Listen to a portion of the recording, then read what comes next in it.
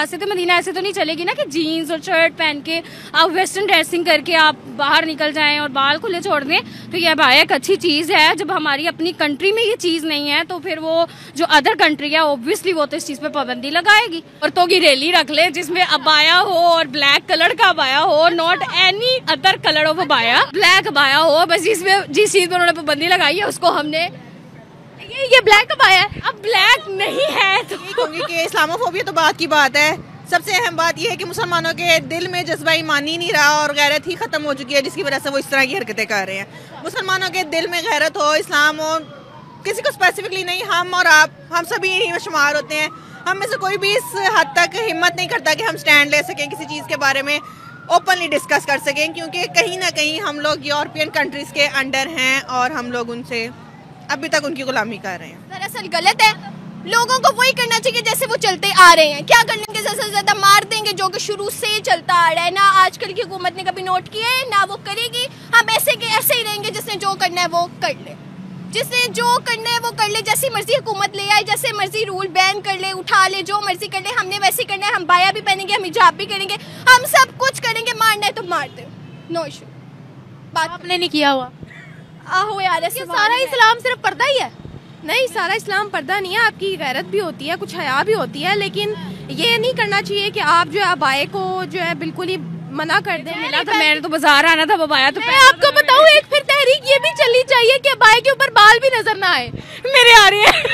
Majority is authority, ये तो सबको पता है। जब मेजॉरिटी नहीं कुछ करेगी तो भाई हम क्या कर सकते हैं, आप ही बता दो।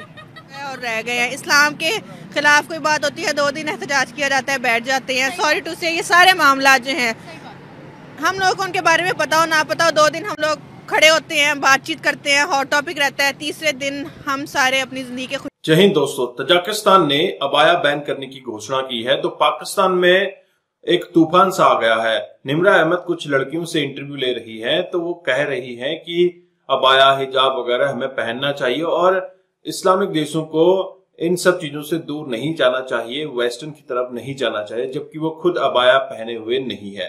इसी के ऊपर निम्रा अहमद का ये रिएक्शन वीडियो हम एंड तक देखने वाले हैं। चैनल पर नए हैं, चैनल को सब्सक्राइब करना मत भूलिएगा। बात हमारी मानने लायक है ही नहीं, ठीक है। क्यों? क्योंकि हमारा जो कल्चर है वो तो अबाया को, नमाज को, सबसे पहले हम अपने दीन को प्रेफर करते हैं, उसके बाद हम अपने आप को एक ह्यूमन कहते हैं, एक पाकिस्तानी कहते हैं, ठीक है। पहले हम अपने इस्लाम को फॉलो करेंगे, further then we are Pakistani. So मेरे लिहाज से तो it's not good for us. अच्छा, पहले हम कहते हैं हम मुसलमान हैं, हमारे लिए इस्लाम फर्स्ट है, बाद में हम पाकिस्तानी। तो शरिया लो तो यहाँ पर है ही नहीं, और यहाँ पर हर कोई इस्लाम का नाम ही लेकर तो फ्रॉड कर रहा है। ये बात तो बिल्कुल अच्छी नहीं है। बल्कि जो हमारे जो सियासतदान हैं, बेसिकली कहा जाता है कि जैसा आपका हुक्मरान होता है ना मुल्क का, तो आगे आपकी राया भी वैसे ही होती है। तो जहाँ पे हुक्मरान ही ठीक नहीं होंगे ना, तो वहाँ पे फिर आपकी राया भी इसी तरह ही करेगी, फ्रॉड करेगी, स्कैम्स करेगी। सो बस ठीक है, हम तो रह ही रहे हैं पाकिस्तान में। And that's it. कहते हैं हमारे लिए रिलीजन फर्स्ट है, नेशनैलिटी बाद में है। ताजिकिस्तान इसके उलट कह रहा है, वो कह रहे हैं हम अपने कल्चर को खतरे में नहीं डालेंगे, वो कह रहे हैं हमारे लिए सबसे पहले हमारा कल्चर है।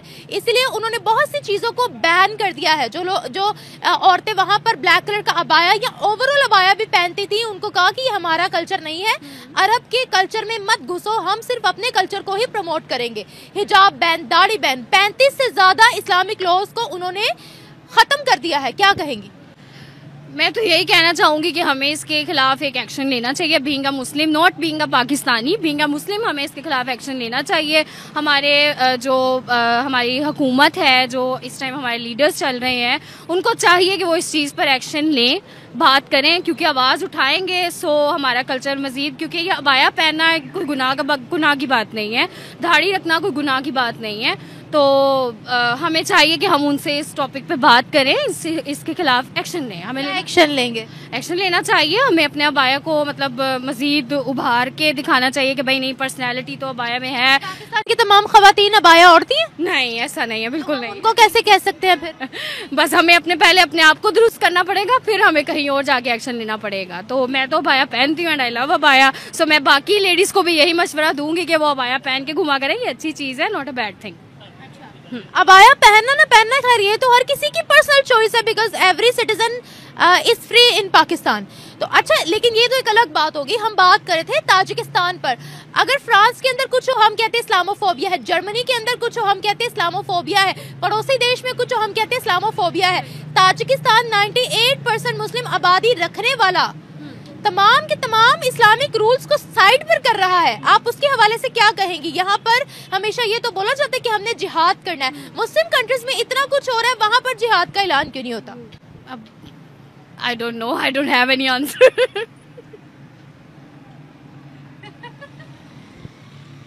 अच्छा सुनो वैसे, क्या ताजिकिस्तान एक नॉन इस्लामिक स्टेट बन रहा है या सेक्युलर स्टेट बन रहा है? बिल्कुल, ये नॉन इस्लामिक स्टेट बन रहा है and that's not good for us.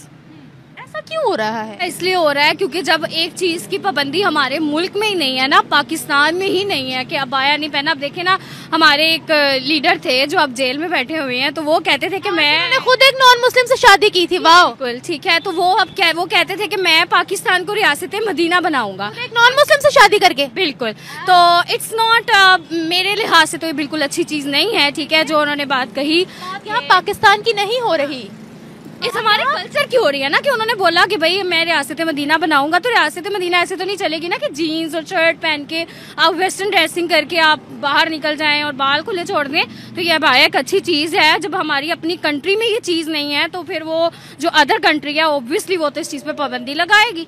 Being a Muslim हमें अबाया हम वेयर करेंगे तो हमें देख के दूसरे कल्चर भी इस चीज को पिक करेंगे ना। सारे लोग हमें फॉलो कर रहे हैं, हम अकेले को? बस हमें करना चाहिए, हमें अपने मुल्क में ये तहजीब चलानी चाहिए कि सब औरतें जो है वो अबाया पहने, ताकि हमें देखा देखी बकाया भी पहने। जो वो पाबंदी तहरीक चलाएंगे, आपको लगता है सब लोग मान लेंगे?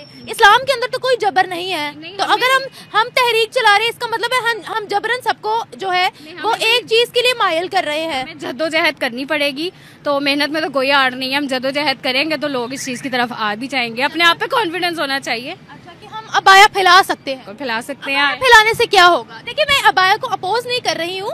मैं तो अभी भी कह रही हूँ कि जो लोग अबाया पहनते हैं मैं उनकी भी रिस्पेक्ट कर रही हूँ, जो नहीं पहनते मैं उनकी भी रिस्पेक्ट कर रही हूँ। Personally I don't have any issue किसी ने अबाया पहना है या नहीं पहना।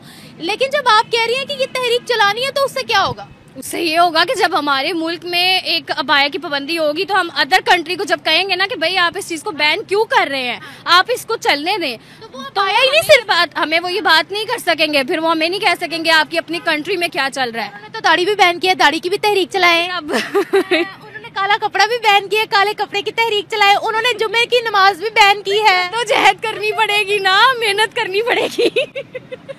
दोस्तों, आपने ये वीडियो देखी। निम्रा अहमद ने काफी सवाल किए पाकिस्तान की युवतियों से, जो कह रही है कि हमें वेस्टर्न की तरफ नहीं जाना चाहिए, और वो लड़कियां कहती हैं कि हमें अबाया हिजाब वगैरह पहनना चाहिए जिससे कि हम इस्लाम से दूर न जाएं। और कुछ महिलाएं ये भी कहती हैं कि अब ईमान की बात जहाँ पे होती है, पाकिस्तान में ये सब तो रहा नहीं, सिर्फ अपने धर्म को थोपने की कोशिश की जाती है।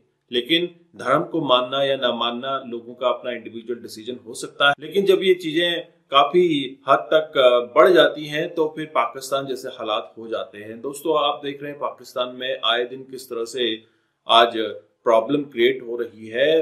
भारत और पाकिस्तान ने अपनी जर्नी एक साथ स्टार्ट की हुई थी, और उसके बाद भारत आज चंद्रयान 3 लॉन्च कर चुका है, चंद्रयान 4 लॉन्च हो रहा है, और वहीं गगनयान की तैयारी हो रही है। तो कहीं ना कहीं पाकिस्तान सिर्फ धर्म की बुनियाद पर टिका हुआ है, और अपने धर्म के नाम पर उसने पूरी पाकिस्तानी कौम का शोषण किया है।